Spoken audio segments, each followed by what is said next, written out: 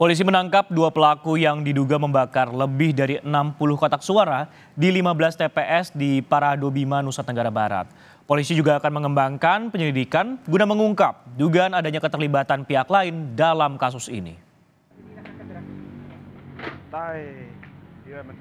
Dalam kejadian perusakan dan pembakaran di TPS, ada 102 kotak suara yang berhasil diselamatkan dan telah diamankan di kantor KPUD Kabupaten Bima. Polisi menangkap dua orang yang diduga melakukan pembakaran. Sementara surat suara yang rusak tengah dicek apakah dokumen yang bisa diselamatkan tersebut bisa digunakan atau akan dilakukan pemungutan suara ulang. Dinamika perkembangan pemungutan suara, ya adanya peristiwa yang sudah kami dapat antisipasi dengan mengamankan dua orang terduga pelaku. Itu yang pertama. Yang kedua, kami akan berkoordinasi dengan Bawaslu untuk melakukan penegakan hukum secara terpadu dugaan tindak pidana pemilu. Sebelumnya, sekelompok orang memaksakan perubahan jadwal perhitungan suara saat proses penghitungan berlangsung di 3 TPS.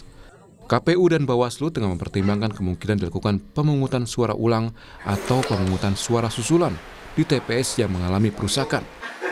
Nanti kami akan sampaikan keputusan dalam bentuk surat keputusan, apakah tindak lanjutnya pemilu lanjutan ataupun pemilu susulan. Saya kira juga Bawaslu punya kajian ya untuk mengkategorikan ini apakah masuk PSU atau tidak. Kalau kami lihat ini yang dilanggar bukan tata cara prosedurnya, tetapi ini murni force majeure ya, karena kondisi kedaruratan akibat kerusuhan. KPUD Kabupaten Bima merinci 17 TPS di 4 desa yang mengalami kerusakan. Fitri Rahmawati, Kompas TV Bima, Nusa Tenggara Barat. Dan bagaimana penanganan kasus perusakan TPS di Bima, Nusa Tenggara Barat? Sudah bergabung bersama kami Koordinator Penanganan Pelanggaran Data dan Informasi Bawaslu NTB, Umar Amazet, yang tergabung bersama kami lewat sambungan Zoom. Pak Umar, selamat siang. Apa sebenarnya menjadi motif pelaku perusakan TPS ini, dan total ada berapa TPS kemudian yang dirusak informasi hingga saat ini? Ya, soal motif saya kira memang ada permintaan untuk penghitungan suara itu dimulai dari DPRD Kabupaten. Nah, karena memang itu tidak sesuai dengan tata cara prosedur yang ditetapkan oleh KPU, maka pihak KPPS menolak melakukan penghitungan mulai dari DPRD Kabupaten. Nah, penolakan itulah yang membangkitkan reaksi para pengrusak itu. Nah, identifikasi kami sekitar 34 TPS yang nantinya memang akan ada perlakuan khusus gitu ya. Cuma kan Bawaslu itu melalui pengawas TPS-nya sudah merumuskan keadaan-keadaan yang terjadi di setiap TPS di sana itu. Jadi ada juga TPS yang dibakar, ada juga memang logistik-logistik pemilu yang sudah dicoblos lalu tinggal dihitung, itu yang bisa diselamatkan dan sekarang ada di kantor KPU. Nah, terhadap yang surat suara dan logistik pemilu lainnya yang masih lengkap, yang masih bagus, itu kan mesti ada perumusan bersama gitu ya. Apakah akan dilakukan, tentu saja apakah akan dilakukan pemungutan suara ulang juga terhadap kotak suara atau surat suara yang masih lengkap, masih bagus itu, atau mungkin cukup dilakukan penghitungan surat suara susulan gitu ya. Penghitungan lanjutan lah terhadap surat suara yang ada itu. Jadi sehingga tidak semua perlakuan itu bisa diberlakukan sama terhadap seluruh TPS yang ada. Karena apa? 7 hari setelah pemungutan suara itu KPPS-nya sudah berakhir masa jabatannya masalahnya. Kalau misalnya katakanlah pemungutan suara itu dilakukan di hari ke-9 setelah pemungutan suara tadi itu, maka KPPS-nya sudah tidak lagi berwenang melakukan tindakan pemungutan suara itu.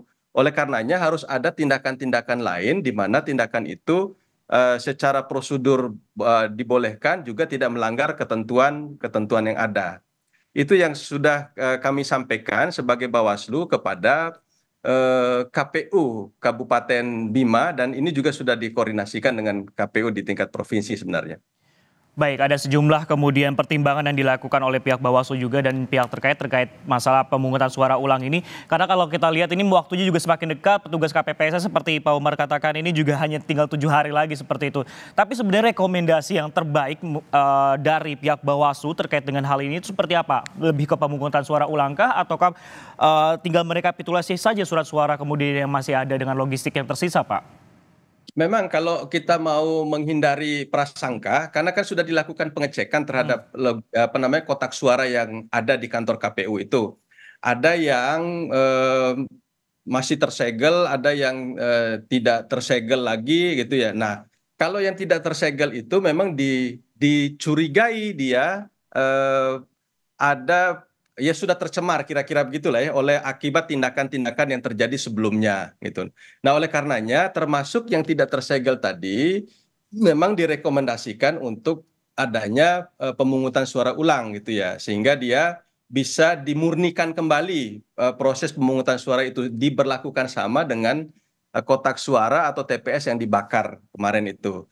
Nah, lalu memang kami juga meminta kepada KPU supaya benar-benar melakukan identifikasi terhadap yang masih bagus, masih utuh itu ya. Ada misalnya pun ada sudah masih tersegel, itu ya silakan aja, enggak apa-apa dibuka. Buka sama-sama, ada Bawaslu di situ, ada KPU, ada aparat keamanan, lalu dicek keadaan surat suaranya, kalau memungkinkan untuk dihitung ulang, lebih baik itu dilanjutkan untuk penghitungan ulang. Kami sudah merekomendasi seperti itu sebenarnya.